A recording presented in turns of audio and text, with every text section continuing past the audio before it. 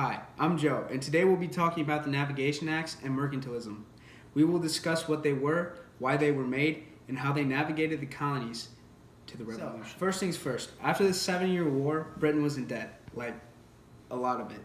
So, to make money, they created mercantilism.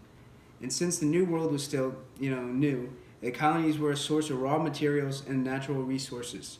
Britain's big plan was to take these raw materials and resources from the colonies, bring them over to England, and turn them into finished products such as weapon tools and other luxuries.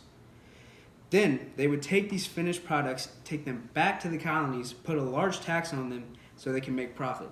And I bet by now you've asked yourself, why can't the colonies just make their own, luxuries and products and things like that?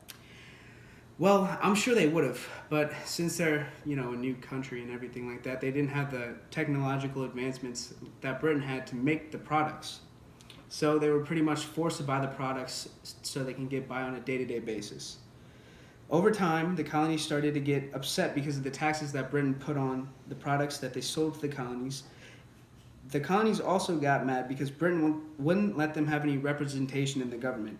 This led to more of an uneasy relationship between the colonies and Britain. But if we dive into that, that'll go too far ahead. Let's get back on track to the thought bubble. In order to enforce the ideas of mercantilism, the British created the Navigation Acts. This meant that the only way goods would be traded from the colonies is by using British ships. And since the New World would have to use British ships, guess what they did? Yup, you're right. Britain would set taxes for that too. And to make it even worse, yes, it gets worse. The only goods that the colonies were able to trade were goods that Britain had made for them, or raw resources that were exclusively for Britain. So no matter what it was, everything that left the New World either had to be for Britain or from Britain. We learned this from the navigation laws.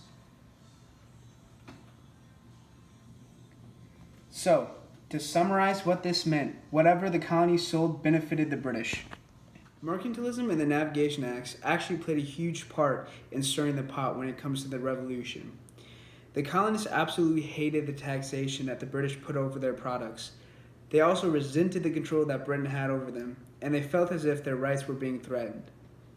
Well, I hope you learned something today about the Navigation Acts and mercantilism.